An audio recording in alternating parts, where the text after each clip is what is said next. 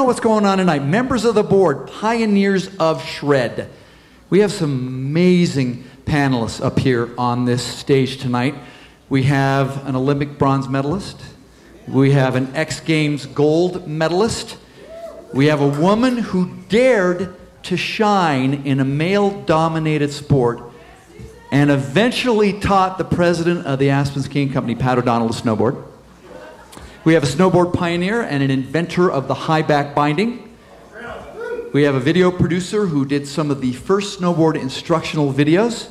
We have a man who turned a snowboard shop at the base of a ski-only mountain into the SSIA Retailer of the Year.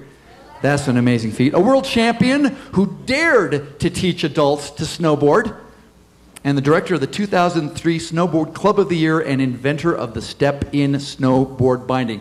They'll all be out here in just a few minutes. But we thought we'd try and present something to get you in the mood. We have a really short clip that we think is a lot of fun, and as you watch it, when I come back up right afterwards, I want you to tell me what is missing, all right? So let's go ahead and roll that clip.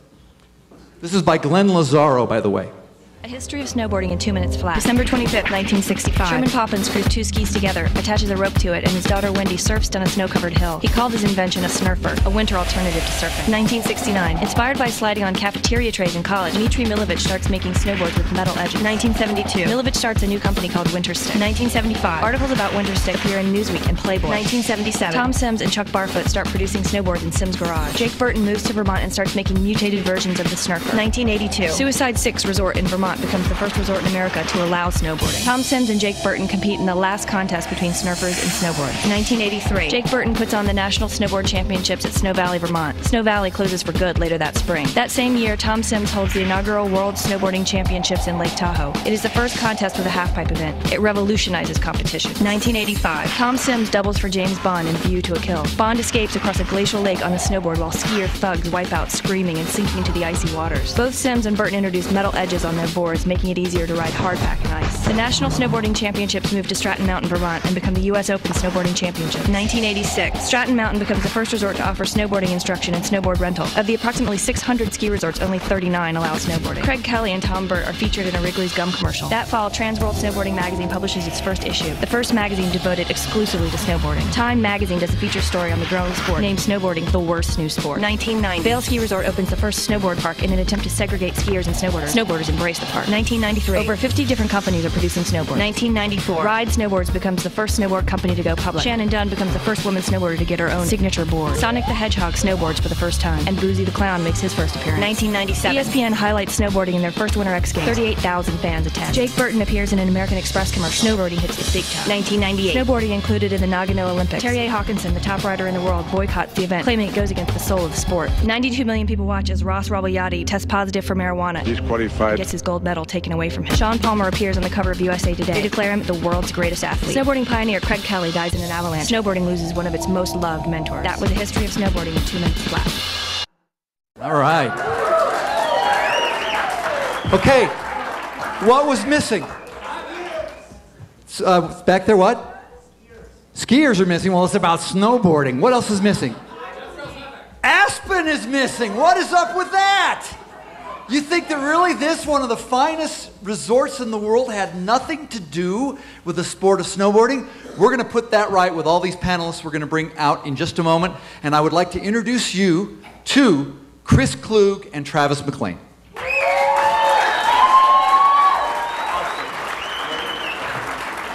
Yeah. Hello. 2 minutes of snowboarding. Did anybody get a powder day the last couple days? Yeah. How's everybody doing? Nice to see the snow flying again, huh? Just in time for X Games. Did that video conjure up any memories? Any familiar faces or thoughts? Can anyone identify sort of any of the experiences in there, whether you've been snowboarding here all your life or maybe not snowboarded a day? I know it did for me. Travis, what about you? That was pretty awesome, just seeing how fast it went. But it happened, I mean, snowboarding was invented in the U.S. Tom Sims, Jake Burton, all those guys popping. But then Aspen was a big part of that as well. And we're going to kind of bring that into the picture here. Tonight we've got the forefathers of snowboarding, the kings of shred, right here in Aspen. I mean, Aspen was the epicenter of snowboarding at certain points in history, and now it's back there again, and these are the guys that made it, guys and gals that made it happen. You know, I think for Travis and I, these, as he said, guys and gals, really paved the way for myself to be able to snowboard in the Olympics, to make a livelihood in the sport that I love, that I was so passionate about. I've been snowboarding now for almost 30 years, and I started back in the day with moon boots and a Burton backhill. And these guys are my heroes. I looked up to them, and they really paved the way for Travis to win a gold medal in the X Games, and for me to get to compete in 3 Olympics. So, well, the round of applause is for this panel we're going to bring out in a minute. I mean, I started out with Sorels with my ski boot liners tucked in them, and yeah, these guys made it happen for all of us to be part of it. Klug won the Olympics, I think, 3rd place. Awesome. Thanks, Jeff. And these guys and girls were willing to do whatever it took to get up on the mountain. I mean, it wasn't easy. You couldn't just buy a lift ticket and go up on the mountain. These guys were out there doing anything they could to get up on the mountain, and right now we're going to bring them out. That was my favorite quote last night. I think Jeff Grell said that. He said, you know, we were willing to do whatever it took to ride the local mountains. And did anybody ride Aspen Mountain today, snowboard on Aspen Mountain today? I did. It was epic. Well, you know, Mike, you and I were out there shredding together, and we can thank guys like you and the rest of this panel for being able to do that, because it's come a long way in the last few decades. So let's introduce our panel. If anyone's ever made a hillside turn, if anyone's ever landed a big air over at Buttermilk at the X Games venue and had a little support on their heel side, we can thank the inventor of the high back. Let's bring out Jeff Grell.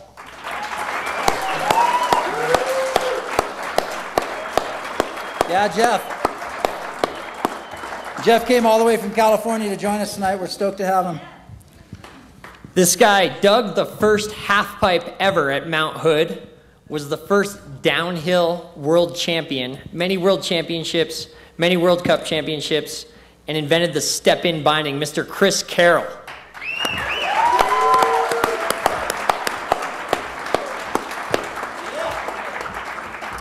How many of you are going to watch the X Games this weekend? Woo! I'm gonna. I love it. How exciting is it when we head down valley or to my house at the North 40, and you see the whole base area of Buttermilk lit up. I'm just fired up the last few nights checking it out with the lighting and everything. It's so exciting. But a real precursor, maybe the earliest of the versions of the X Games, was the Grand Prix held in 1987 at Aspen Highlands. Not only was he a sponsor of the Grand Prix, but also helped cover it for one of the first televised snowboarding events. Let's bring out Chris Tribble.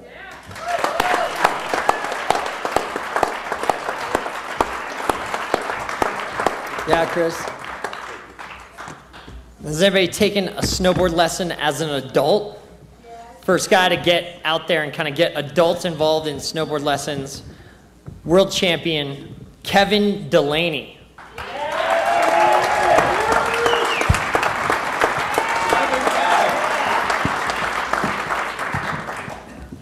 Any Shred Betties out there? This was the original Shred Betty. She was the head coach for Delaney's adult snowboard camp. Please bring out Susan Sagatolami. Did I say no? Sagatolami. Sagatola Salami. Yeah, Susan. If you've ever bought a snowboard, had a snowboard tuned, or had anything to do with retail of a snowboard in the Aspen Valley, you've dealt with this guy, Mr. Larry Madden. Yeah, Larry.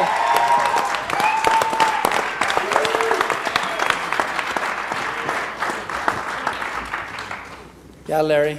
So what we're going to do now is Travis and I are going to do a little introduction for each of these, kind of tell their story. While we're doing this, think about a few questions, because we're going to introduce these guys with a little brief bio, and then they're going to tell their story for a few minutes. Travis and I will then pose a couple of questions to get the Q&A started, and then you guys, it's open season on whatever you guys want to ask them. So as we're introducing them and they're telling their stories, keep a few good questions in mind. We're going to try to go in chronological order here. We had a great meeting last night sort of discussing the chronology, and it was pretty interesting, but I think we got it somewhat sorted out, and correct us if we butcher a few dates or names here. But let's start out with Jeff Grell. In 1978, Jeff had a one-way ticket to Stapleton Airport, then a one-way bus ticket here to Aspen. I think he was chasing a girl, isn't that right, Jeff? Isn't that how we all ended up in Aspen? Or always ends up that way, chasing a lady. But he said in 1978 he was camping on the Rio Grande Trail in a tent. That was his accommodations in 1978. He came back in style in 83-84. For the 83-84 season, he drove his red Carmen Ghia back then. He was one of the first snowboarders at Aspen Highlands in 83-84. At Aspen Highlands, he developed the first ever high back binding for snowboards. I know back on my Burton Backhill and Burton Performer, I mean, the bindings are a joke. When you look at it today, there's no way you can carve a hillside turn. There was no support unless you were riding powder. So thanks to Jeff, as I said, we can all enjoy that sensation of making a hillside turn. While he was there, yeah, Jeff. While he was there, he was instrumental in starting one of the first snowboard competitions, as I said, the 1987 Snowboard Grand Prix, which is really a precursor to the Grand Prix circuit that still goes on today, the World Cup circuit, and ultimately what we see at the X Games. So, Jeff, I'm going to turn the mic over to you first. If you can talk to us a little bit about that first season in 83-84, what that was like, and developing the high back here, and ultimately getting involved on the competition side too. Well, I want to thank everybody for coming out tonight. It's a real pleasure to be here and, be invited by the Aspen Historical Society. I find it's been a real honor. But big thanks to all my colleagues and friends here and anybody in the audience that's come out. 83 was a special year because the Highlands let me ride the mountain. It gave me a chance to do things that had never really, gave me the opportunity to get a lot of runs in.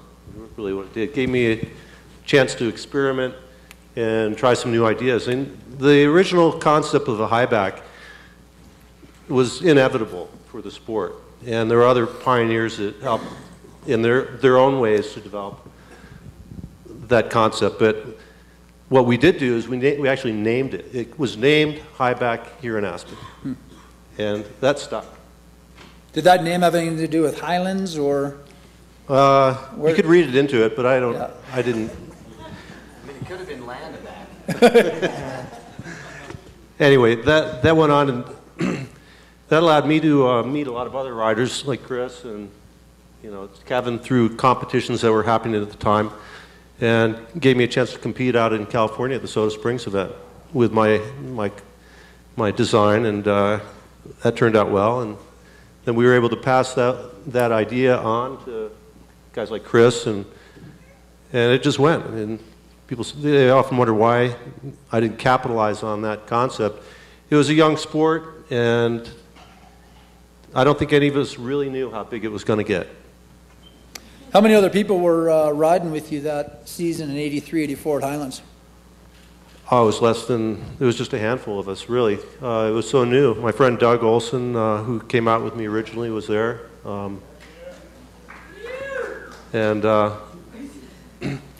Weren't you telling us a story last night about, in 1984 was when we had the accident in Highlands Bowl, and in 83, in fact, they were pretty strict about nobody going in there, at least snowboarders. And you were telling us a story about that last night. Can you share that? Well, Doug and I were both pretty adventurous, and getting up at 3 in the morning to hike to the top of the bowl was no easy feat. But we actually did do that, and that was on snowboards. Actually, it was on a winter stick, and that would have been one of the first ascents on a snowboard, I think, up in that area. But wow, what it's turned into today is something else. I'm so impressed whenever I come to Aspen how the community has grown in the mountains and turned it into such a playground. It's really fascinating. It's pretty fun for me. We got to all go out and ride Aspen Mountain this morning, and I think that collectively there was probably about 240 years of snowboarding history out there riding. And it was just fun, as I said, for me to have a chance to ride with all these guys, and a lot of history has transpired, since you first arrived here in 83, and 1978, but then with your snowboard in 1983, a lot has changed. Oh, it's changed tremendously. And, the neat thing for me with my whole Aspen experience is that I was able to be involved in a lot of pivotal type events, whether it was the Grand Prix in 87 or the OP Aspen Grand Prix in '88, even the ESPN Free Ride in '97. You know, they all had impacts on the community and on the perception of snowboarding. And I like to think they were all positive, because look where we are today. You know, I had a great day. It was one of the best days of the season, I think. Awesome. And then moving on to 1984. Jeff Grell goes out to the World Championships, the second World Championships at Soda Springs out in California. Hooks up with Chris Carroll, Andy Coughlin, Mark Heingartner, and they all head over to Highlands. He told them of what a great season he had there. He hiked this bowl. It was unbelievable. You guys got to come check it out. It's awesome. And on the drive over, they come up with this idea to start a snowboarding school at Aspen Highlands, and they present this. Chris Carroll and Jeff present it to the Aspen Highlands Skiing Corporation. This was a formal document they present, and then Aspen Highlands Skiing Corporation at the time gave them this letter. Dear Mr. Chris Carroll and Mr. Jeffrey Grell of Snow Surfing International, we regret denying your request for implementation of a snowboarding program at Aspen Highlands for the 1984-85 season.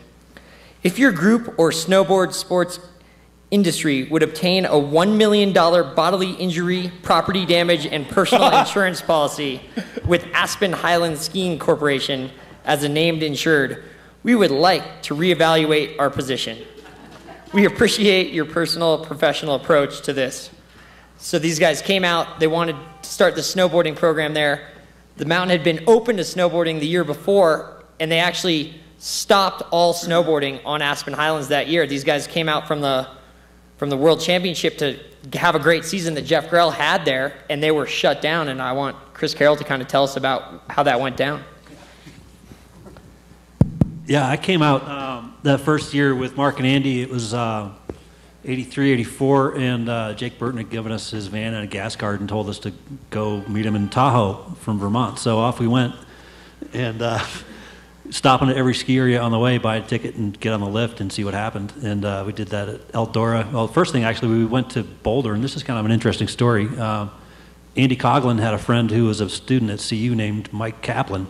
And, Who? Yeah. And as it turned out, Mike, I don't know if he had any aspirations of coming to Aspen at that time, but he was a student. We stopped, saw him, and then rode Eldora. They were, patrol met us at the top of the lift, which was pretty common back then. Said, "What are those things?" Rode down with us. Said, "Hey, those are cool. Let us ride." We did the same at Breckenridge. Rode there for a day, and then made our way up here to Highlands, where Jeff had said to come and ride. And we're all from Vermont, and this was a whole new world. It was pretty amazing.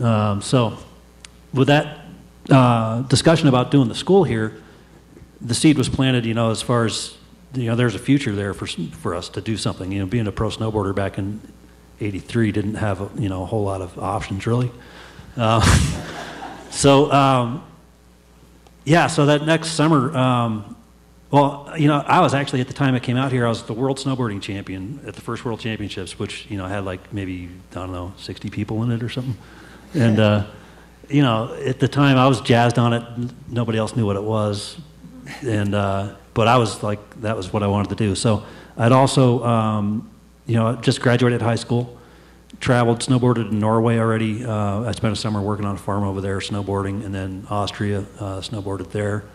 In the early 80s, nothing was going on over there with snowboarding. Or actually, that's not true. There was some stuff going on with the early Apocalypse Surf guys. But moving on to Aspen, one other detour I took to Nicaragua, about making, I was trying to decide what to do. Aspen was pivotal, though, for that decision for me, because at that time, I come from a generation of, like, no nuke protests and, Vietnam War rallies and stuff like that, and different generation.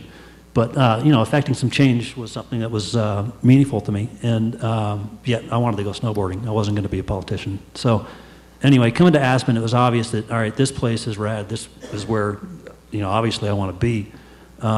But there's an opportunity here also.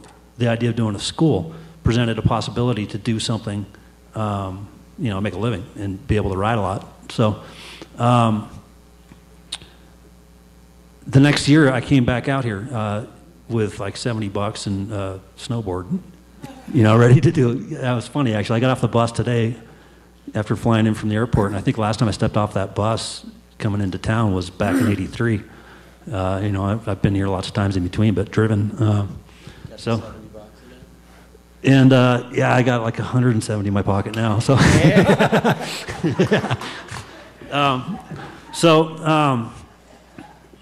anyway, got here, excited. We were going to ride and start the school. Did a lot of hiking before the lifts even opened. And then, we kind of had to don the uniform. We figured the best way to affect change, and this is why I bring Nicaragua up and all that stuff, was, it was clear to me that, being around a bunch of angry people trying to change the world wasn't really working. And snowboarding was all like fun, people just doing what we were passionate about. And that was really the #1 goal, and trying to figure out how to make it work. So as far as getting involved in the ski industry, it was clear that Aspen, if you're going to change things from the establishment side, do it from the inside, and what a better place to do it than Aspen as far as the ski industry goes. This is the premier ski resort. I'd grown up hearing about it all my life, aside from the fact that it was some of the best riding, or the best riding I'd ever had in my life. We went through the ski school uniforms. Smitty hired us, and it was a big change for me to do that. But we still had our eyes set on the snowboarding program. And when the word came back that they couldn't do the program because of insurance reasons, here we were in Aspen with jobs at least, but we couldn't snowboard unless we hiked. So the first thing to do was to figure out, all right, well, call the insurance companies and see what's going on, rather than just get mad and go somewhere else. So that's what we did. Called, I think Smitty and Dick Merritt and Don Rayburn and the ski co-management also got involved and probably made some calls as well. And other people have been doing programs. Kevin, I think you were doing stuff at Ski Cooper back then. Not that early. Well, and like Mike Trotman, I know, was trying to get something started in Alta. Other people were doing things. But I think it really made a difference when Aspen called. These guys showed up, the insurance companies, representative from Lloyd's of London, Kendall, and Pettit Mori, and met us in the cafeteria at the Aspen Highlands. I was pretty astounded that they showed up. And, Jeff and I showed up, piled every board we had into the back of his Carmen Ghia. They're sticking out the windows and everything. And scrounged up some business suits somewhere, and went into this meeting and presented snowboarding to these guys. And shortly after that, we got permission from Skico to do the demo out there, Don Snow demo. And I think what had happened, actually, the insurance companies originally had not really given snowboarding much thought, and just to classify them as snowplay devices, like flying saucers and stuff like that. So what happened, I think, is they reclassified snowboards as directional devices, which is what they were calling skis. So that eliminated that concern. And at that point, it was really just a management question if the mountain wanted to let them up or not. That opened the door, and Highlands actually was a year later, but Skico jumped right on it and started letting snowboarders up at Tyack for an experimental phase that year.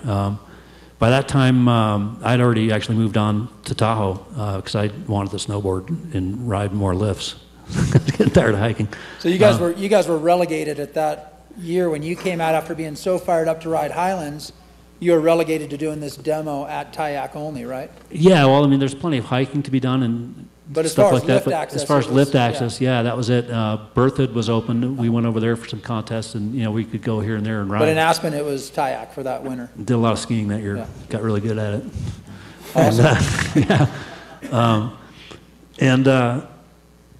So at that point, I think both of us were a little frustrated with the whole thing, but also we just wanted to keep riding and move on. So I went to Tahoe, stayed at Bob Klein's house, and I think the next year Bob came out here and actually started the program at Buttermilk.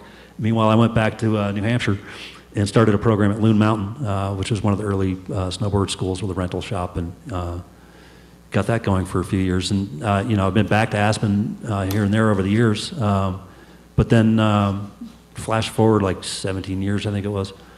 2001, I got a phone call from Mike Kaplan, And I was in Vail about ready to print up a brochure to do a snowboard program, and he was looking for a program director at AVSC. And Chris Klug had given him my name. So thanks, Chris. Yeah, you bet, Chris. You bet. Yeah, so I took the job and came out here, and it was great. Spent, what was it, 2002, or it was about 4 years, I think, here running the program, which was great. Good to be back here. And ironically, it was the year that I came back was the year that Ajax opened to snowboarding. So that kind of completed the whole cycle for me. Nice. That's about it. Yeah.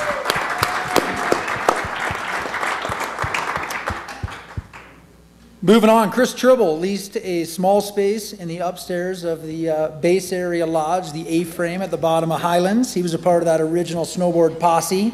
He was the founder of the original Border Bar, which then became the Video Bar. Chris was, yeah, Chris. We got to bring the Video Bar back, I think. We need that. We're missing that A-frame down there at the bottom of Highlands. He was, as I said, original member of the snowboard posse at Highlands, was instrumental in creating the Grand Prix, but which was really interesting with his company. He sponsored the Grand Prix, teamed up with Jeff Grell, did one of the first instructional snowboard videos called, it was the Snowboarding a Visual Lesson in 1987. He and Jeff Grell did that together. And I love the story about you with the Grand Prix, running wires up and down the Grand Prix so you could actually cover it. And I think that was one of the first ever televised snowboarding events. And in fact was televised on Madison Square Garden Network. And we had Anthony Everett, famous commentator, helped bring the play-by-play there. So if you can talk about kind of being involved in that original snowboard posse, the formation of the Border Bar, the video bar, and then ultimately the 1987 original Grand Prix, it'd be great. It was called Shred Quarters. And that's where everyone hung out. And, you know, VHS just came out in 1980.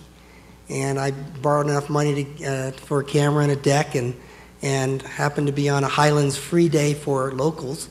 And was able to, Smitty gave me a job doing ski videos for the ski school and give me a free ticket. So. Hey, Chris, my dad still has a VHS player. Could he borrow some of those? I can transfer those for you.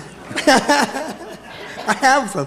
He's yet to figure out the clock, though, on it. So the key is it started out with VHS, and through time it went to 3/4, and that was a big backpack and that type of thing. But when I met Jeff, you know, he taught me how to snowboard.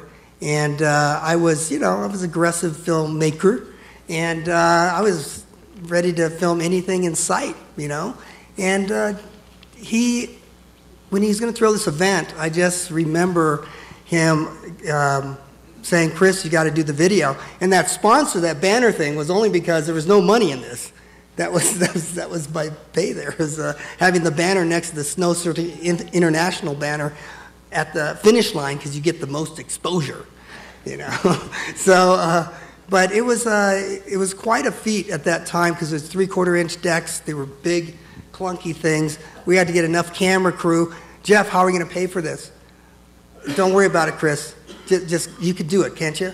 And at that time, you know, like Smitty was saying earlier, you know, that time if somebody tasked you to do something, you just kind of went and said, okay. And you just went on with it and didn't really think twice about where it was going and what it was going to come out like. But that's, you felt you had a purpose, you know. And those days were pretty incredible in the video world, because there wasn't that much going on here even.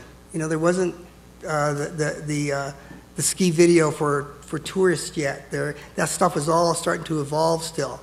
And to be able to cable, I think we had 6 cameras on the course. Of course, it wasn't live or anything, but our idea was, and I had never done it before, so it was new to me too, but you know, the idea was to have 5 or 6 of me out there with my camera connected to a box that we can switch 1, 2, 3, 4.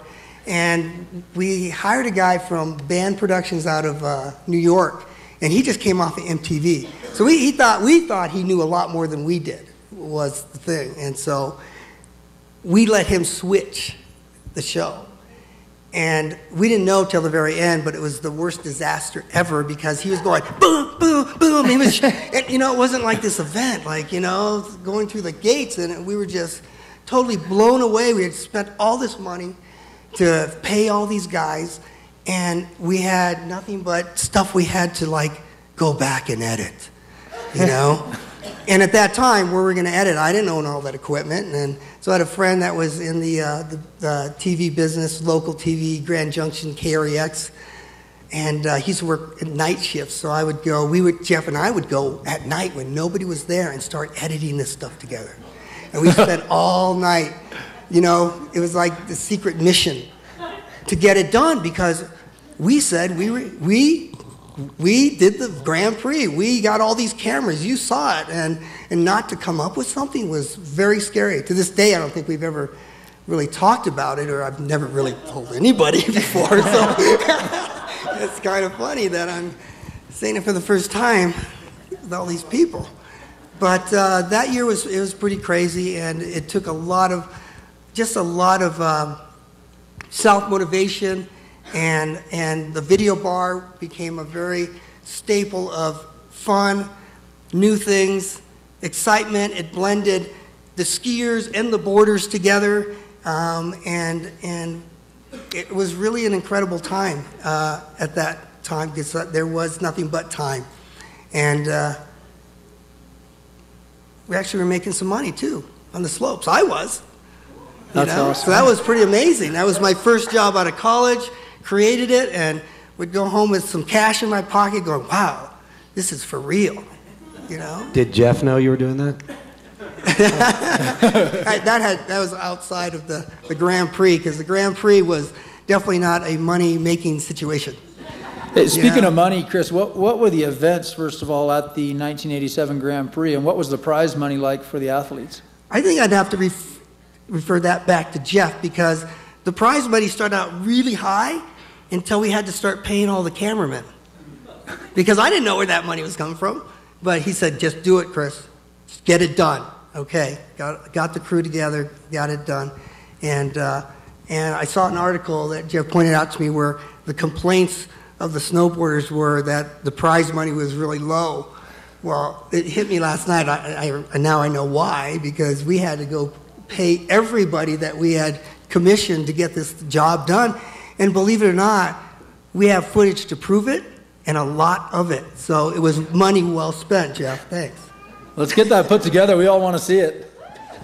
And in that video bar at Highlands, I remember seeing pictures of some of the most influential snowboarders of all time. I mean, Craig Kelly was there, Sean Palmer, and that was the place to be. Highlands was the epicenter of snowboarding in the world in Colorado. It was awesome. And I think that was it. It was documenting. We didn't know what we were documenting. We just knew, and these people went on, and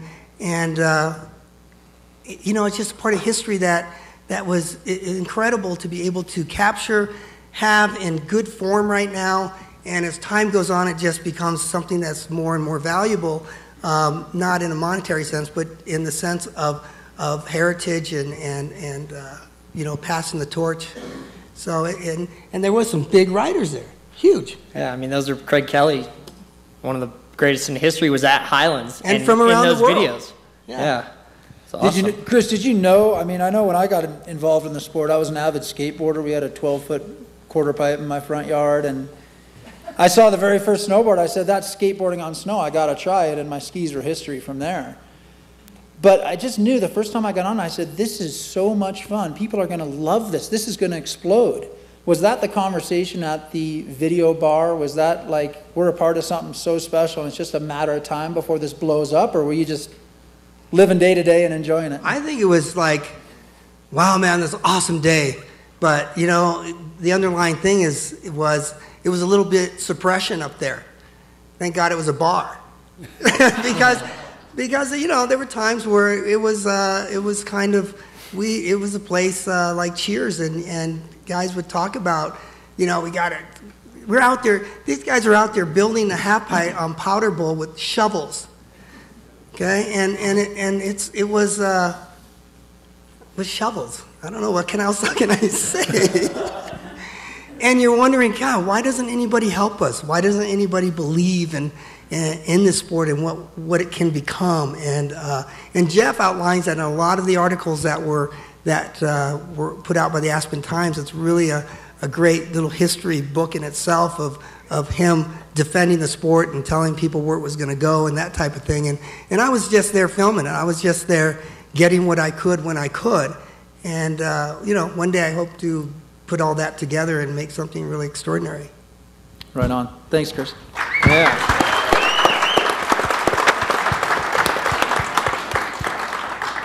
Next up, Susan, inspired by the 1987 Grand Prix.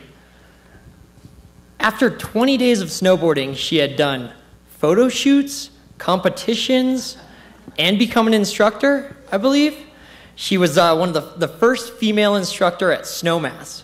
She had to take the test on skis, and then was certified as an instructor, and then competed in every event in snowboarding throughout history, pretty much. And then she is also still an instructor today. And just tell us a little bit about coming to the Aspen Valley and becoming an instructor and where it went from there.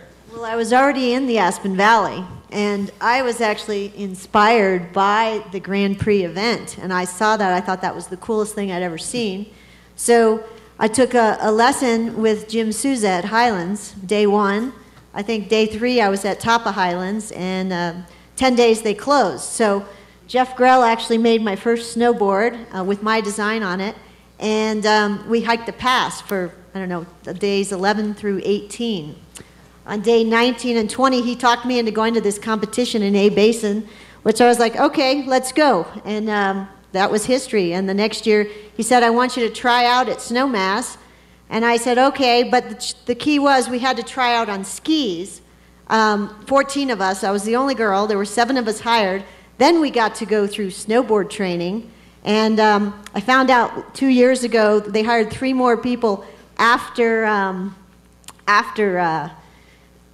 Christmas, and those instructors got to try out on boards. So we were the only wave for the Aspen Ski Company that had to try out on skis. But it was a very exciting time. I think I fell in love with snowboarding the minute I had one on my feet. It was just so much passion and traveling to the competitions, excitement.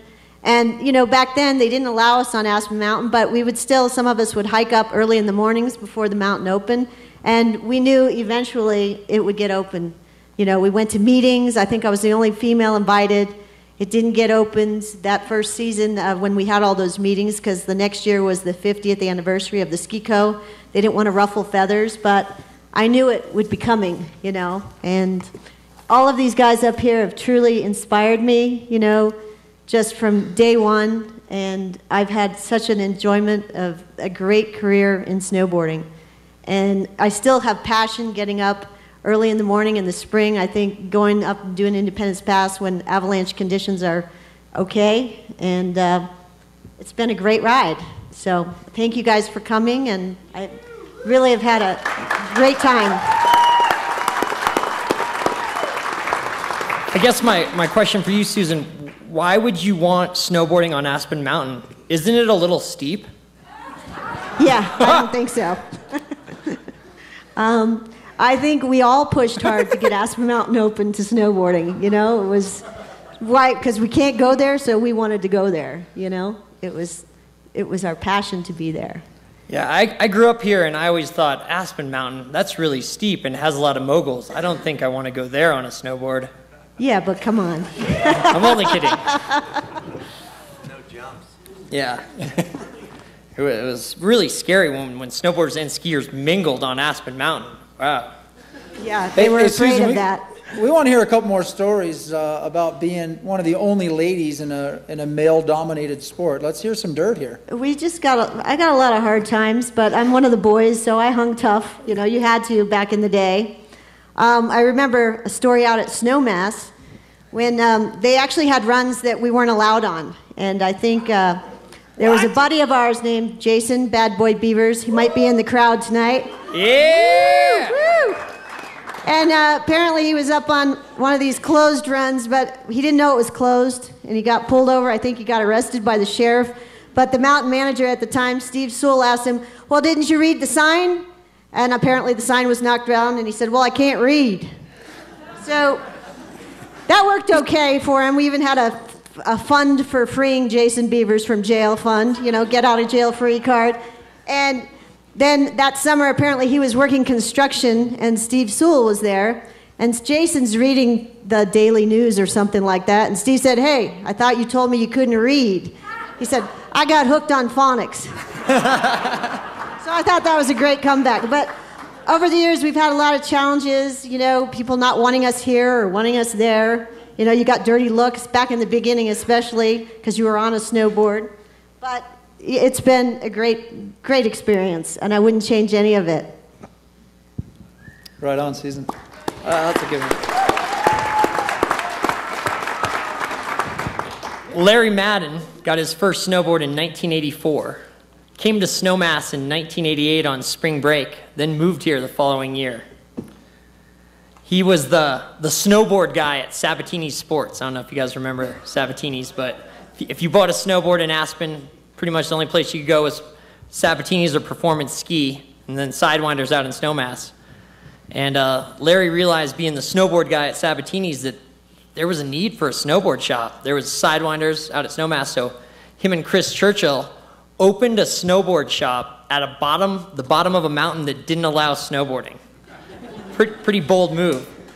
But they went on to become the SIA Retailer of the Year 3 years later. Woo! And 1994 Accra Business of the Year. So tell us about that progression. I actually worked for Larry, and everything that I have, I own a snowboard shop, Radio in Aspen, and it all came from working for Larry and learning how he did his thing. So big inspiration to me. Well, I was lucky enough to come out here on spring break when I was in college in 1988, and they had I brought my skis and snowboard with me. It was the first time I ever rode on a ski area, and I was in Snowmass. They had opened it up that spring for a trial period to see if they were going to allow it. They had already had to go into Buttermilk, but Snowmass was like the first area. So I went out there. I was here for 3 days. Went out there on the first day. It was a little 2 inches of powder. It was pretty fun. Not falling down too much. Could actually turn both ways and stop and everything.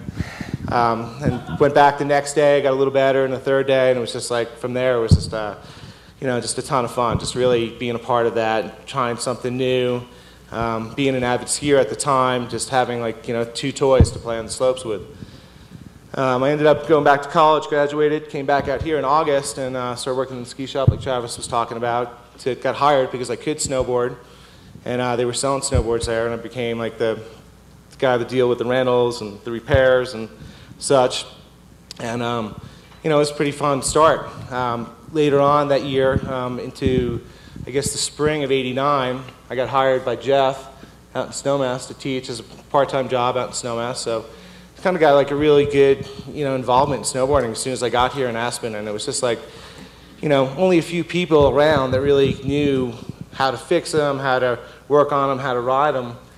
So it just became like, I had this little following going, and kind of decided, I was out at Highlands the next year with a good buddy of mine, Chris Churchill at the time, who was skiing. He hadn't even snowboarded at the time, but we were talking about just, what can we do to stay in Aspen? How can we make this a real job and not just be here for the one season and have to go back east and get real jobs?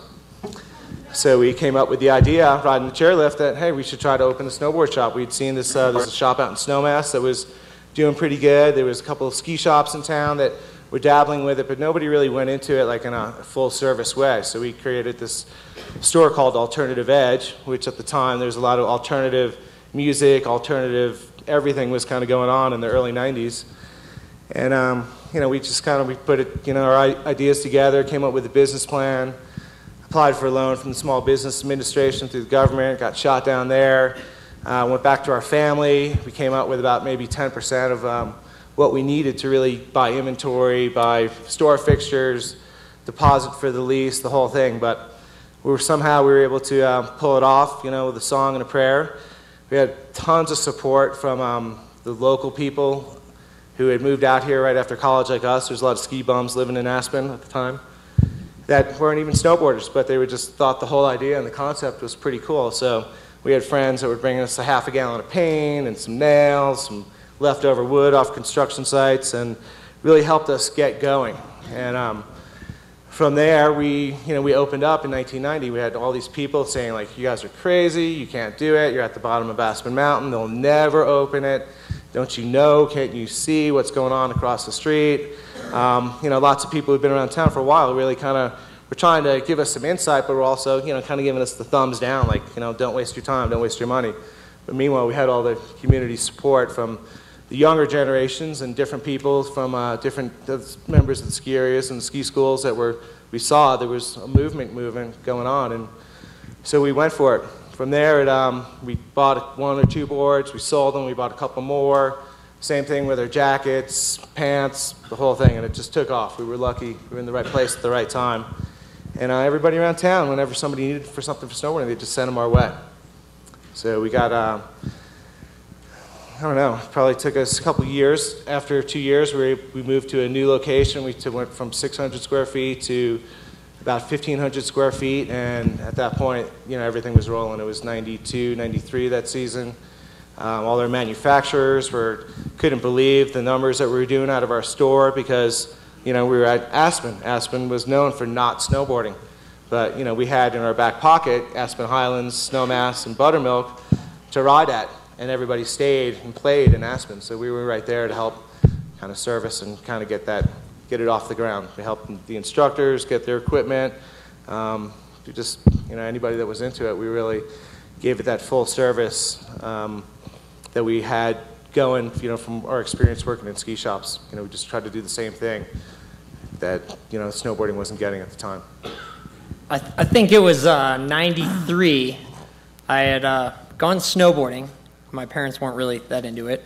And I had fallen and broken both of my legs, which they really weren't into. And Travis breaking something? Broke both my legs. I was in a wheelchair. It was on Christmas break. I didn't even miss a day of school. It was awful. But I rolled into town, and we went to the snowboard shop. I was like, Mom, I really like snowboard. Actually, no, I was better. I was walking at this point. I'd gotten better with the broken legs. I went to the snowboard shop. I was like, Mom, skiing and snowboarding are both dangerous. I was like, we'll go to the shop. These guys are going to tell you, like, so we go in, and my mom says, so is snowboarding or skiing more dangerous? And I mean, Larry kind of remembers this more than... Yeah, it was pretty classic because here's Travis, who's, I don't know, what are you, like 10 years old? Like, just a little guy. And they really didn't even make boards for little guys then. So everybody's just riding on stuff that was bigger than what they made for him. And, his mom, Holly, asked us, what's safer, skiing or snowboarding? And I remember looking at my partner, and we kind of, like, looked back at her, and we were both, like, chimed right in. We're like, snowboarding is much safer. Both feet are attached. You can't twist your knees. Ankles aren't going to get hurt. And Travis is going, yeah, awesome. And from there, we became really good friends, and it was just a really good start to the sport. That's awesome.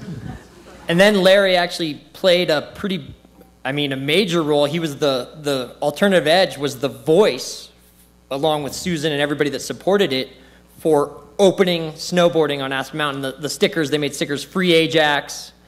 And tell us a little bit about that, Larry. Yeah, Larry, how'd that go over? Yeah, that was an uphill challenge for sure. The free Ajax stickers, the original ones, it was actually with my second shop called Pride. And, I'd seen a couple of these stickers, bumper stickers on cars around town. It was just like a black sticker with, white writing, free Ajax.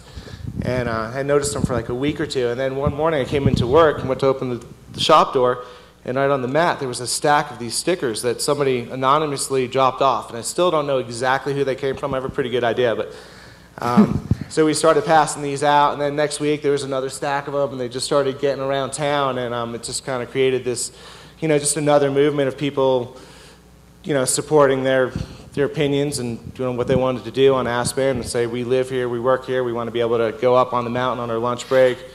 We can, ride the mountain. We've already proven that. And at that point, it took off, and it got into these, on the Aspen Daily News picked it up. And then from there, it got into the Associated Press. And there was another guy named Matt Kreitman that started an organization called FreeTheSnow.com, and that was basically for the 4 ski areas that didn't allow snowboarding. It was Mad River Glen in Vermont, Alta in Utah, Aspen Mountain, and Deer Valley, and Taos. Actually, there's 5 of them. Yeah. And they, he started putting out these stickers, with free Ajax with freethesnow.com on it, and you could get on the website, which was pretty early. This was in 98, 99 at the time, so there wasn't a whole lot of media like that out there, and a lot of people got behind it. And Aspen, I think, was the first of those 5 to open, and then Taos came around, and we're still waiting on the other 3. But it got out there and got the word out nationally. I think you can tell at this point kind of what a tight-knit community that this snowboarding world was, the snowboarding culture. Susan worked for Kevin Delaney as the head snowboard coach for Delaney Snowboard Camps. Kevin sent a lot of his clients to Larry's shop to buy snowboards. These were the meccas for snowboarding, the areas where the guys and the shops and the people that were driving the sport. And it's so funny how the attitudes changed. I know in the early 80s when I was snowboarding on my Burton Performer, if you'd see another boarder on the hill, you'd just gravitate to him and you'd just be like, oh my God, what are you riding? What kind of gear are you on? And oh, let's go ride. Let me show you my favorite line. And I'd be in moon boots, or I'd have graduated to Sorels at that point. But it was such a tight-knit community, and you were so stoked to see somebody else out on the hill riding. You just wanted to share your favorite line with them. You wanted to try to learn from him too, because all of our equipment sucked at that stage. And you can see what a tight-knit community that it was. But one of the big players in the early 90s was Kevin Delaney. He was 1993 world champion. He won the world championship in Ischgl, Austria. I can verify that he did win the world championship. I was actually there cheering him on. I was his teammate. And he had a huge influence in my life, really looked up to him. And as I said, not just all of these guys, but Kevin in particular really helped pave the way for myself, for Jason Smith, for Travis, for all of us on the competitive side. And very grateful for all of his contributions in the sport. But one of the things that was really neat about Kevin, after having won about 50 competitions worldwide, he had broken his leg in 1993, I think just after the World Championships, and a long standing fracture that wasn't healing, and he decided he wanted to teach adults how to snowboard. And pretty much his camps were like, no kids. I want to teach adults, and I want to go to the premier resort, the most recognized resort, and I want to teach CEOs. I want to teach Hollywood celebs. I want to teach adults how to snowboard. He came up with the quick stick and taught adults, and to this day, I've had a snowboard camp for years. I still talk to people and adults that are like, oh yeah, I took the Delaney camp back in the 90s. It was awesome. Taught me how to snowboard, and they're still, enjoying the sport that we love. So talk a little bit about that, Kevin. Yeah, thanks a lot, Chris. And again, thanks for coming and supporting snowboarding, Aaron. It's, the years as we continue on this path of growth and come out of our infancy and move into the professional global level that we're at today. And that's, the theme that I see here, that I'm sitting here with some really big thinkers. And that is a great leap for someone to take in their own life and say that they see 4 steps ahead and they're going to go after it. And that's, I'm really honored to be up here with this crowd right here for sure. And a few things that I've heard in this talk so far is that the money didn't really ever come up for these people. It was the passion, that it was sharing the fun they were having on board, on the snowboard and just being on the mountain and all that stuff. And sharing that fun is what binds us all and made us make decisions in our life and change, turn corners and stuff like that. But, really the influence that, I've been involved in snowboarding since 1980 and started to compete in the 84 season when Breckenridge opened, which was owned by the Aspen Skiing Company at the time, which is something that Chris Carroll was mentioning.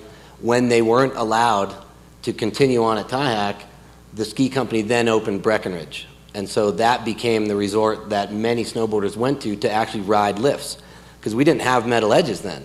There was very few boards with metal edges, and we were trying to ride lifts and groom trails with fins. And this was a technological disadvantage, I'll tell you that. A snowpack day. And, so we would take some washers and raise our fins up a certain height, excuse me, so that it wouldn't dig in as much, because the fins would just point the board downhill and take off, straight on down. And so, there was a lot of learning that just being able to ride at resorts is what we all wanted. That's why we were doing all this moving. You know, and so for all these people's timelines and growing up in their different places and competing around the world and watching the industry both be, you know, not accepted. I mean, I've had ski patrols yelling at me, get off the mountain from the lift. And, you know, I was a good skier. I did some freestyle competition and stuff, and I'd just be like, come on down, you know. Come on down, let's go toe-to-toe. And I can go with you on skis or I can go with you on snowboard. It's not about me snowboarding. Like, I love to do this, but I can ski too. So once you get that, you'll then see it's not that I can't ski. And we all had a fight. And it was a sad look at, you know, society in a way that was very non-accepting. And yes, it was rudimentary technology and we couldn't make graceful turns, but we could do it and we could make some turns, and the technology did advance, and the best riders in the crew, many of them right up here, could make great turns through moguls in 1984 and stop and start no problem. So, boy, there were some serious moments where the passion that we had, you know, we had to let a lot of stuff shrug off and just say this. We're still clearly focused on the goal, and we became a community really fast. And that was one of the greatest things to be a part of, as you all know, as you are a part of a great one. As the sport grew, it also had a pretty ugly side. Many, many people that took to snowboarding had never visited the ski resort before, or they somehow felt that the ticket gave them a license to do what they did on their skateboards back on the pavement at home. And so there was a side of snowboarding that I called snow skating, and it was just skateboarding on snow, and they wanted to rail slide and jump anything. I mean, a fully pressurized snowmaking hose, these guys with their metal edges would just get on there and ride it. It's like, that will kill you, you know, or, you know, jumping off blind knolls or trying to ride handrails at the lodge. When people are on the stairs, they want to go down that rail at the exact same time. You know, and so it was wacky as far as we're being accepted, and at a certain time in the late 80s and early 90s, when we had other media hitting, worst sport on the slopes.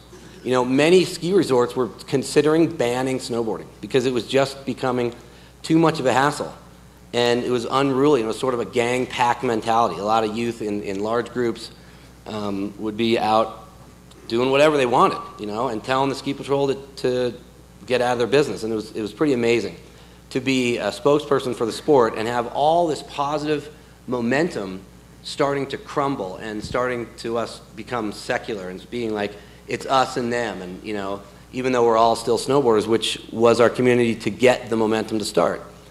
So one of my job was a professional athlete. I got paid to win events, you know, and by sponsors, and that's how I made my living, and that's how Chris made his living, and that's how, you know, 1,000 athletes around the globe were trying to do it.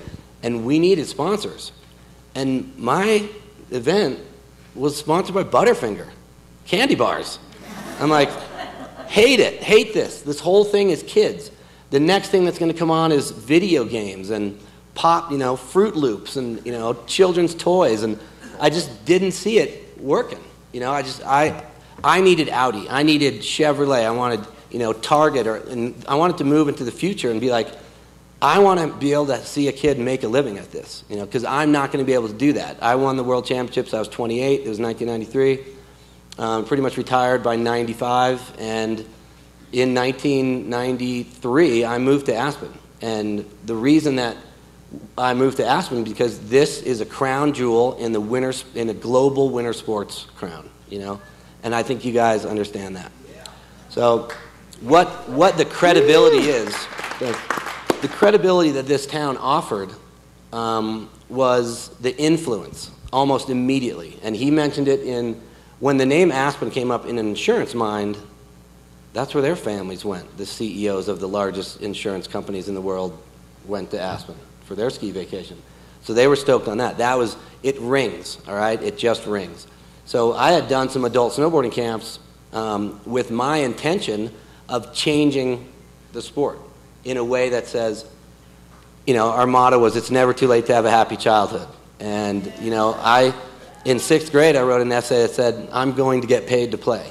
And my teacher ripped it up, you know, and I'm like, I'll show you, you know. So, And so the reason that we came to Aspen is because we'd had great success. 40 campers at Ski Cooper, like 35 campers at Eldora.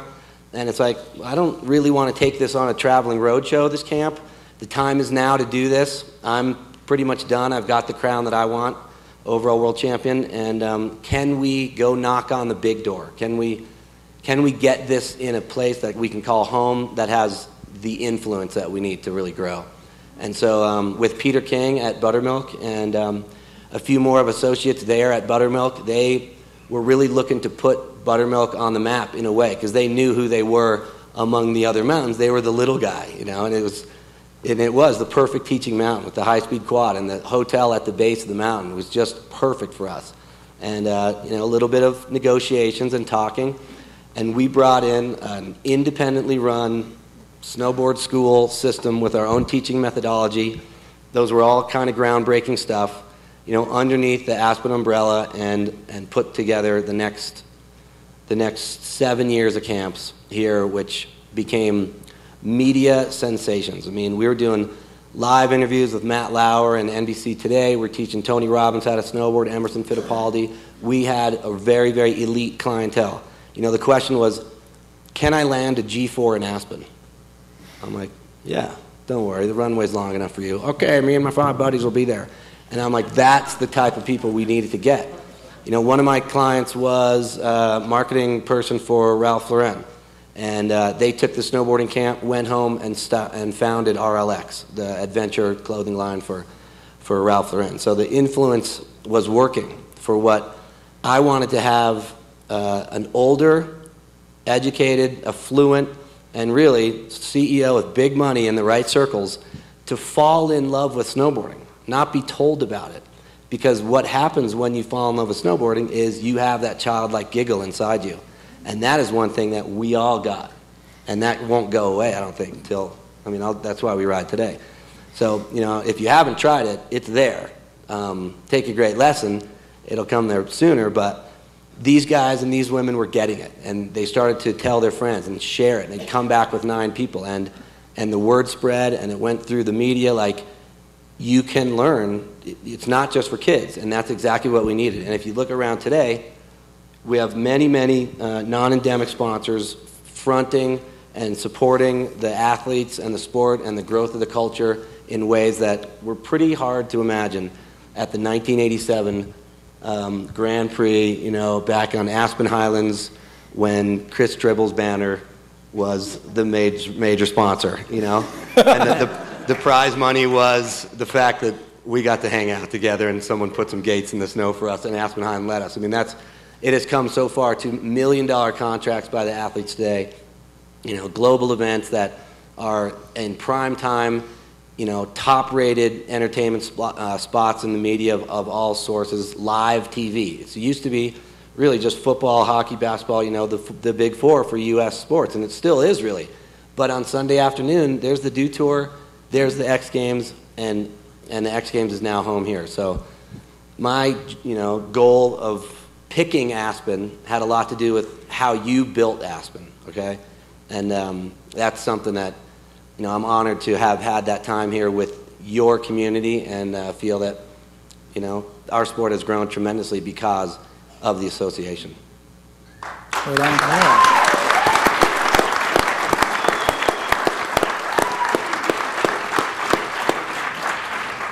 I just want to recognize 2 more people. I was always a fan of history in our town.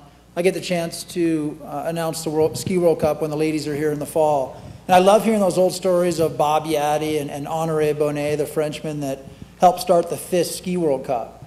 And, one of the things that we talk about here is with the 1987 Highlands Grand Prix and the formation of the World Cup. One of the guys who was really instrumental in that is Ted Martin. He is one of the co-founders of the ISF, the International Snowboarding Federation.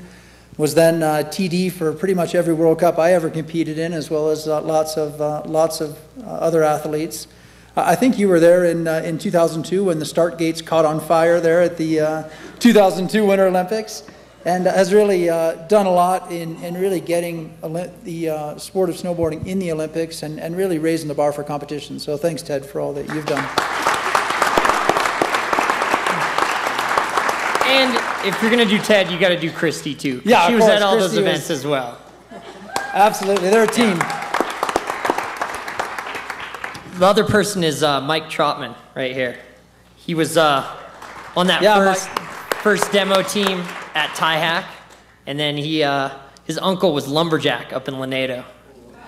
Oh yeah, and he was out there on Larkspur Mountain snowboarding back in the day with showing Hunter Thompson and those guys what snowboarding was all about. So honored to have him here as well. Right on, Mike. Mike was tearing up Aspen Mountain today. He's still got it, so it's nice to see you out there, Mike. Travis and I are going to pose a couple questions, and then it's up to you guys. So hopefully you got some tough questions for these guys. I want to start out with the competition in 1997, and maybe Jeff. One of the cool things about Jeff is you were a competitor, you were an innovator, you were a race organizer along with Ted. But in 1997, you oversaw the Airwalk ESPN freeride event on Aspen Mountain. You saw the photos there in the opening slideshow of the half pipe right on Little Nell, and they sort of had a hiatus and allowed snowboarders on Aspen Mountain there for a week. And I loved your story last night about 50 of the competitors getting eliminated from the competition because they just went wild when they got on Aspen Mountain. So maybe you can shed some light on that and sort of how that maybe have been a precursor to X Games and what we have today.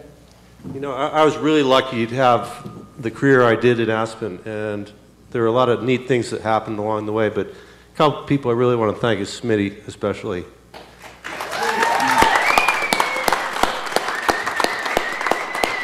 And Dick Merritt, and all the people at the Highlands for everything they did, because what happened at the Highlands allowed me to continue not only the Grand Prix, the original one in '87, and then the one in the OP Aspen Grand Prix in '88, but that led me into a career beyond Aspen where I produced hundreds of events around the world and got to work with Ted Martin as well. But probably my crowning achievement in my mind was always, how am I ever going to get snowboarding on Aspen Mountain? And I'd hooked up with a company out of California that was interested in producing events with ESPN. And they said, Jeff, we understand you've had a lot of experience in this. Would you like to come get involved? Where should we go? I said, well, the California stop, we picked Sierra Tahoe, which was a great spot. East Coast stop, which is Killington, and hands down, Aspen Mountain. Contacted Aspen Mountain, talked to Colleen Russell, who at the time was running the marketing department, told her what we wanted to do, and we put together the deal, and on December 8th, 1987, we had a border cross, half pipe, and a triple air built on Little Nell, courtesy of Aspen Ski Company.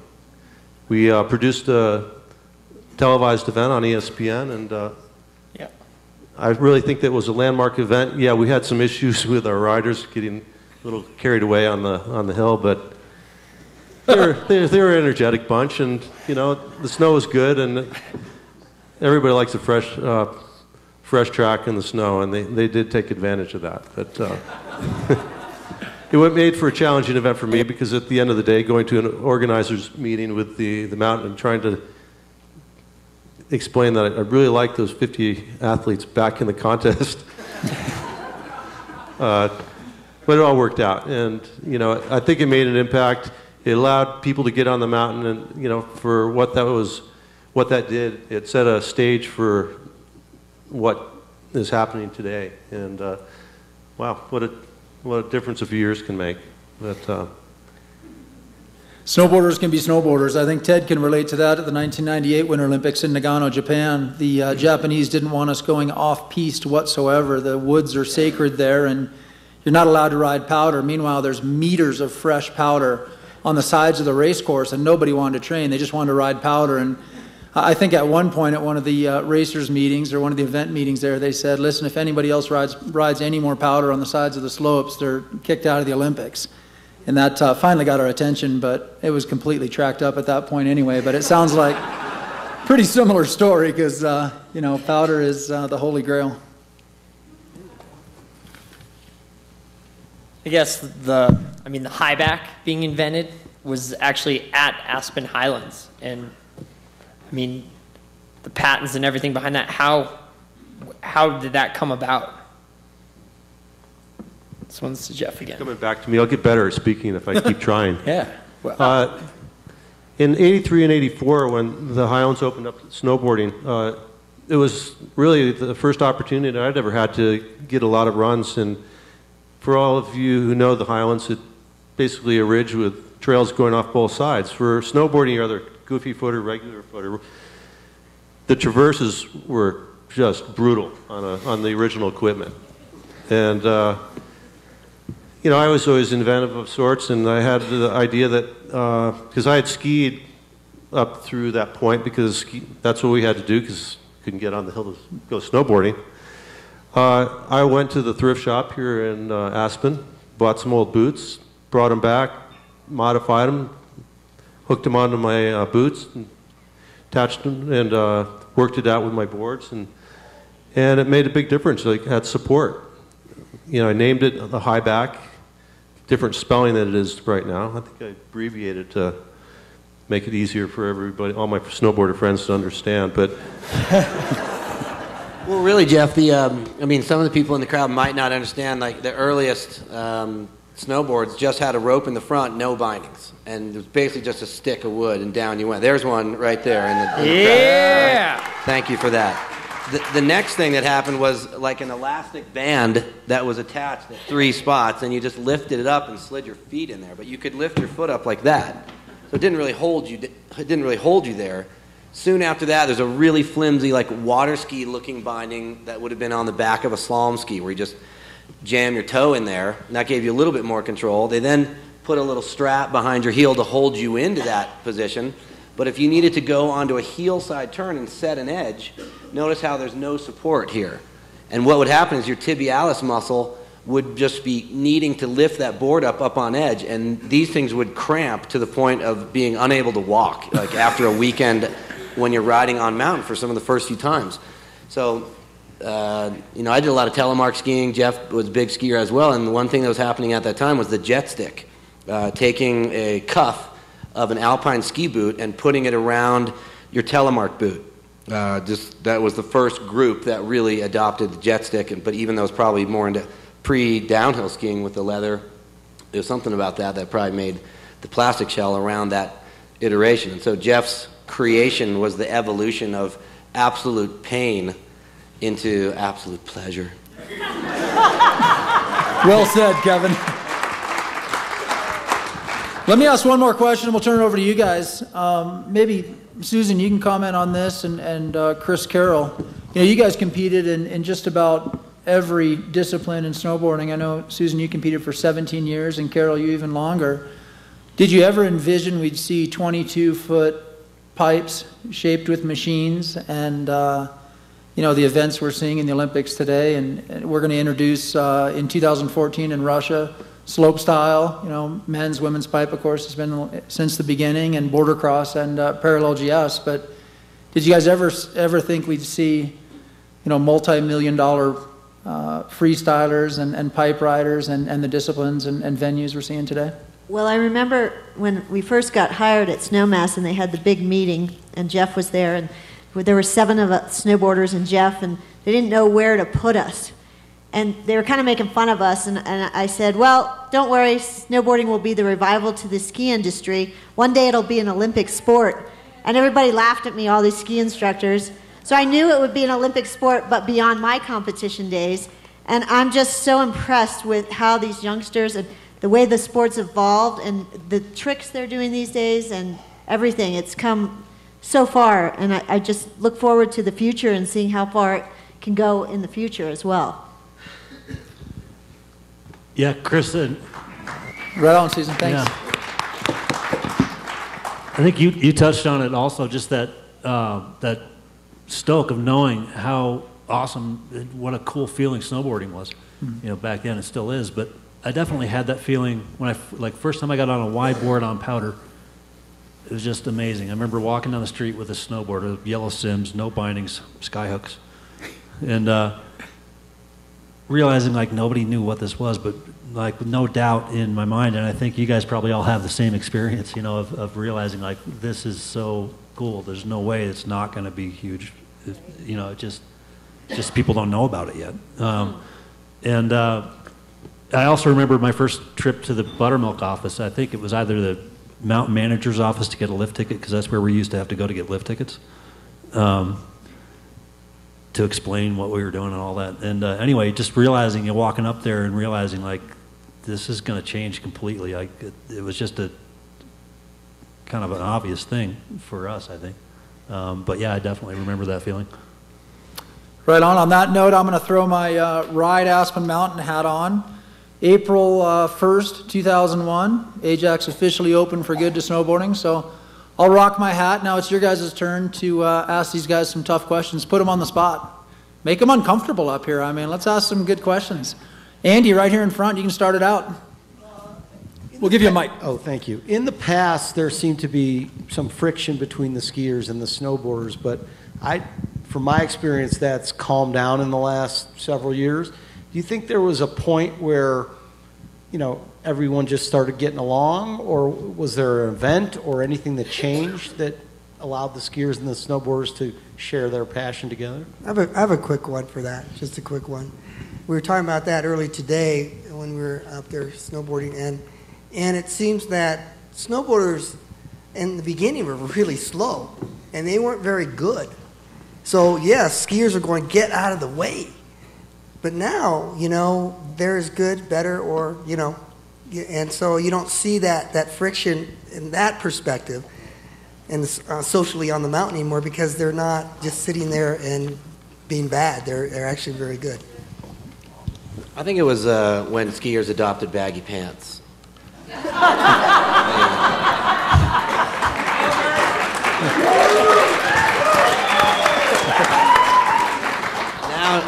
Really, the influence that snowboarding has on the ski industry is really obvious and pretty well documented. But, prior to that, we had no metal edges. So where did we look? We had no side cut. And we, through the needs of us riding on a single board, we actually invented some super side cut and developed into the parabolic ski shape and also the fat skis, which transformed the day on the hill for almost every single person in this room, which are still skiing. One of those two pieces of equipment you have in your closet now. Fat skis or shape skis. And then the clothing really was influenced in a lot of ways, a little bit dirt baggy for snowboarders, but there was, we have to go like this just to get into our bindings. So we really need to have a lot of movement capabilities in our clothing.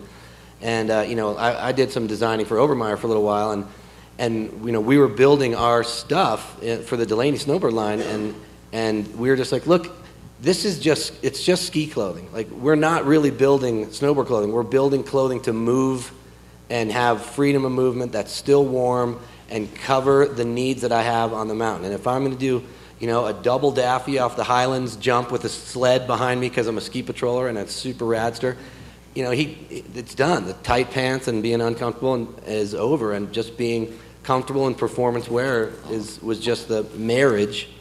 Just like in the technology, same with the clothing, the soft goods, we joined forces. And I think everybody can see that we're just all sliding and leaving what I call smilage. Every turn you leave in the snow is just a nice smile shape, right? Don't tell anyone, Kevin, but I think I learned how to snowboard in 1982, 83 in spider stretch pants and a Raffi jacket. It was sweet. Dude, I'm really surprised that that's changed. I mean, that was a good look. Well, we didn't have clothing. We didn't have any options. So you had like one of the top brands in the industry. Yeah, they were sweet stretch pants. Larry, in could the you tell Ocean us, Pacific stretch pants. Wetsuit. Larry, could you tell us a little bit about how you got the attention of the manufacturers as you were getting started? I think the attention from the manufacturers came from the numbers out of the store. They were salespeople. They wanted to sell the products they were making. And the fact that we were, making the numbers happen for them in a place that they didn't really think, it wasn't like their number one target, because they just assumed that, you couldn't really make it happen here. There's other places that seemed like it had a little bit more motion and more support. When Aspen really started, they started shipping stuff to the zip code, they were shipping more stuff, and then just repeat business. We just got their attention, and they just realized that, just like Kevin was talking about, just the brand name of Aspen just carried a lot of weight. And when they saw that the potential that, snowboarding was happening here, and they saw how many people came here and how much,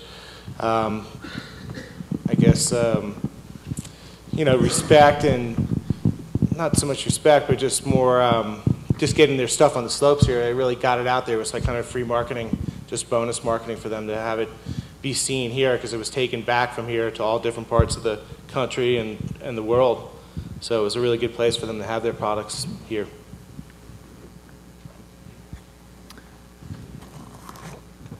Is the future a 44-foot half pipe, and where else is snowboarding going to go?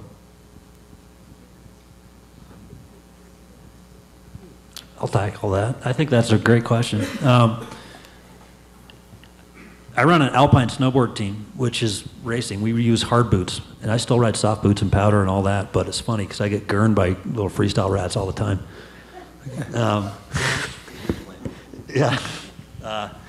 Made fun of or whatever. But anyway, alpine snowboarding is a pretty unique little niche in the sport, and it doesn't get any media coverage, and there's not much sponsorship money available for it. But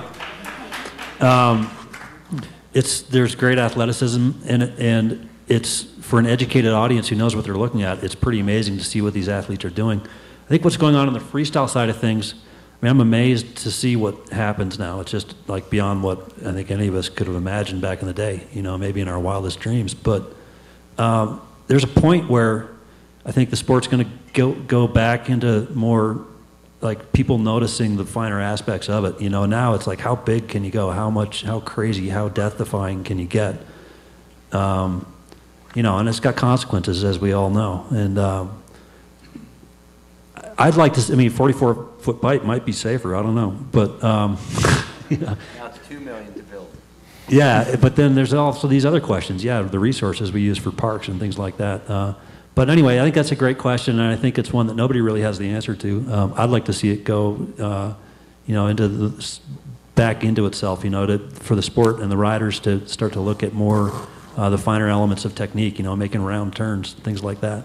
Travis, nice big method errors, Sorry, Chris, I didn't mean to interrupt you. I thought you were done there. No, that's it. Thanks. But McLean, you want to add to that too? You've certainly competed on the freestyle side predominantly, as well as on the border cross side, and had your fair share of injuries too. And where do you see it going as a coach and an athlete?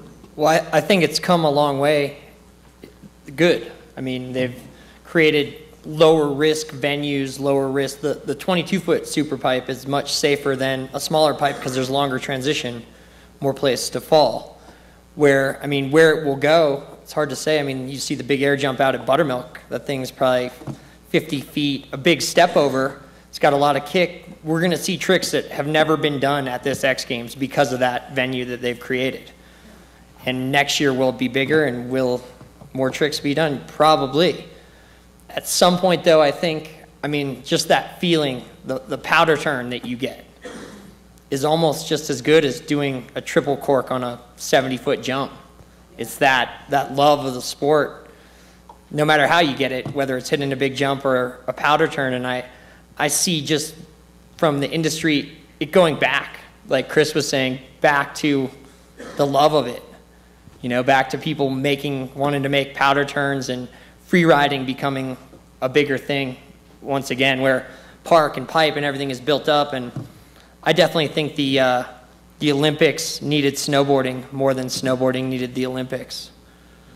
And the X Games needed snowboarding more than snowboarding needed X Games. But it all coming back around to these guys hiking up the mountain to get their turns, and people doing it for the love of it more than someone like Shaun White, who, I think everybody here does snowboarding because they love snowboarding. I don't know if that guy does snowboarding because he loves snowboarding. I think he loves being a rock star, and that's why he does snowboarding. Well, I think to answer that question, in my point of view, is that, and and it has a lot to do with what Travis is saying there as well, is the fact that the bigger that you build the entity or the jump, the more that you could do a more technical barrage of tricks.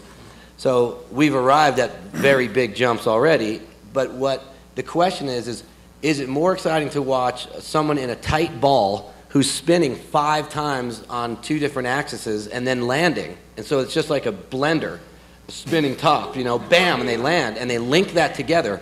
Or will we see like the need to like showcase a little bit more style of tricks from yesterday, or slow down that stuff and just own that trick and land it in front of the judges, because not only are you doing it, but you added your own element of style.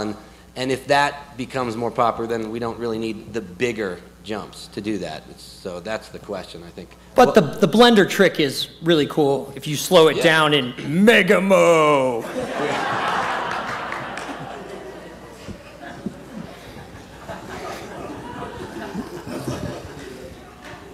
I think you all were skiers before you became snowboarders, or you were something.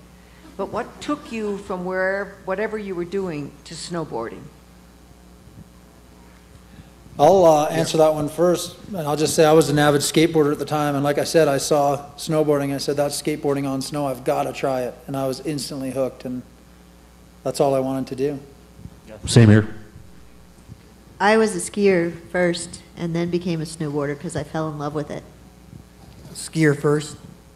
Yeah, I was a skier first, and for me it was just that one floating turn of the snowboard, because it's a single unit, like a boat works on a glassy lake, except the lake happens to be tilted, and now you're just like, and you can draw that turn, one body, one board, one mind, and the whole thing's just working together like surfing.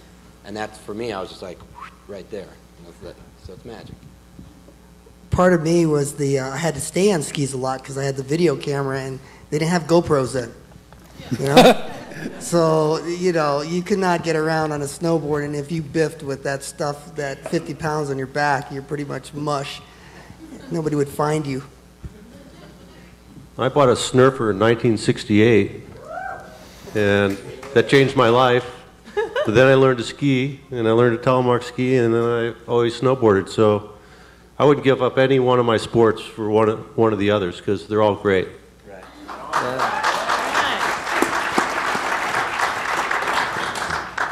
I think that one for me was it wasn't the snowboarding. Like, skiing and snowboarding are very similar sports. They're both awesome. It's all being up on the mountain.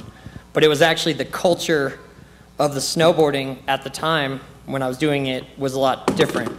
Like, if you skied, to get out of school, you had to go ski racing. And I wanted to get out of school, so I ski raced. But everybody that ski raced, it was about winning. And I like winning. Everybody here likes winning. But when, like, I was pretty good for my age, so all the older kids would pick on me skiing, which wasn't fun for me. And then all the snowboarders, we all went out, and it was all about having fun, and they wanted you to learn a new trick or wanted you to get better. It was all of us as a group learning to do it and having fun. So it was less competitive, so I really enjoyed that. And people, like I said, loving to do it. Which now, skiing and the culture in the valley has changed quite a bit. It's not all about just racing. There's freestyle skiing and ski bums, and the mountain culture is kind of what sold it to me. And the mountain culture wasn't there in the ski racing at the time, but it was in the snowboarding. I would say no matter what you're on, as long as you're having fun sliding down the hill, it's all good with me. We got time for just 2 more questions. If we got a couple more, let's go right down here in front. I would like to know what happened to asymmetrical snowboards, why they evolved, and why they essentially passed out of favor. I know I have quite a few, and they're all goofy foot. I can hardly find a one anymore. And was curious technically if the shift in side cut made that much of a difference technically in railing or easing off on a backside. think the asymmetrical boards. It seemed like they came from, I believe they came from like a windsurfing background. I think they were making windsurfers asymmetrical. So it seemed like there's a lot of crossover, people from surfing, windsurfing, skiing at the time. But I think that's where the asymmetry came. So it kind of was like a new thing, and it was marketing, and it was different snowboards were different than skis at the time, and it was something. It was a concept that was out there, and some people believed in really strongly at the time, so it was easy to sell. Snowboarding became more bi-directional. People started riding the boards both directions. It didn't really work as well, and it kind of, as the freestyle side of it became more popular, it kind of pushed that asymmetry out to more symmetrical style boards. That's from what I see. Yeah, I mean, coming at it from a racing perspective, if you look at modern alpine race boards right now, they're all symmetric. And with slalom, it worked a little bit going heel to toe, diving forward. But at Super G, which we used to run Super G back in the ISF days, diving forward into a toe turn at 60 miles an hour was maybe not always the best way to go into it, you know. But I think they were, other people thought differently. That was my personal opinion. But they faded. My feeling is, I mean, Larry, as a retailer, I would think it would have been a nightmare to stock different, regular, goofy. Oh, sorry, you're regular. We only have a goofy. And given the fact that the alpine market has gotten as small as it is, I think that combined with the extra hassle for retailers has probably had an effect on that as well. From the retail side, at the beginning, it was almost good because it was easy to sell, because it was a new thing and it was out there and people wanted the new stuff. But then it was also stocking, having the right, the goofy foot versus the regular foot, and 3 different sizes became challenging as a retailer, but also for the manufacturers to make it and have it out there. So as the switch, as became more popular to ride your board in both directions, I think along with, the retail side and the manufacturing side, it just made more sense to just make symmetrical boards. Technically, there's no diff. Well, now, the stances are a lot different now. So, depending upon how you like to stand on your board, maybe asymmetrical boards would work better for you. I know, Mike, you're making some asymmetrical boards, aren't you? Is that what I heard today? So, people have different theories on it. It's a very specific board when you're making it like that. But, if that's your style and that's how you like to stand on the board, it may work good for you. But if you like to stand a little bit more across and use your board in both directions, it's probably not the best tool. LibTech and Burton both make snowboards that are asymmetrical that you can buy this next season and this season still. And they're milling the cores differently. Burton has a new concept, so check it out for sure. It's still around and it's awesome. Well, that Hot Logical was groundbreaking in its day, though, wasn't it? Yeah. That board was insane. One thing we used to do in my shop, it was with the asymmetrical boards, if you didn't have an asymmetrical board, we came up with a tuning concept where we kind of made the edges a little bit sharper. You'd have more edge on your toe edge in the front and more heel edge on the back of the board. And that was something that kind of, was kind of F2B. Yeah. Yeah. That's what Kevin used to ride on. So Maddie in the middle here for our last question. Jeff, what's with the briefcase? Maddie wants to know what's in the briefcase. Is that the football? Pandora's box. Tell them the whole story. Come on. Let's hear the story. That's the original briefcase from This the briefcase, original Jeff Grill. Chris and I actually, when we were lobbying with the Highlands to get on the program there, Chris and I dressed up in the suits and both had a briefcase, and this was my briefcase. It got All used. the stuff is still in it from that meeting. I've still got my sandwich from 1984 in here. I've got all kinds of stuff in here. It's actually pretty cool. But yeah, but the whole thing in Aspen was great, and I got to give props to Smitty and the Aspen Highlands for letting me get a program started there, and they were really the first ones to open up and let us run a snowboard school in Aspen. And I was with them for 2 years, and it was some challenging times for both of us. and that led me to opportunities with the ski company after that and beyond. And anyway, thank you so much, everybody, for supporting our sport in Aspen, and really enjoyed it. I want to say thanks to my co-host, Travis McLean. I want to say thanks to Susan, Chris, Kevin, Chris Carroll, Jeff Grell, Larry Madden for all that you guys have done to allow us to snowboard today, and everything you've done to contribute to the sport. It's awesome, and if you don't snowboard, or if you haven't been snowboarding enough, get out there and enjoy it. It's an amazing ride, and I'm just grateful to have been a part of it the last 30 years and looking forward to another 30 years. Let's hear it for the members of the board, ladies and gentlemen. The Pioneers of Shred! Thank you so much for coming out tonight to the Wheeler Opera House. Once again, thanks to the staff here. We hope we see you next week for Aspen Valley Ski and Snowboard Club, 75 years of greatness. Get out there and keep making smiles, just like Kevin said. Have a great evening. Thanks for coming. Good job, dude. Yeah, nice work. Thanks a lot. That was awesome. Good work.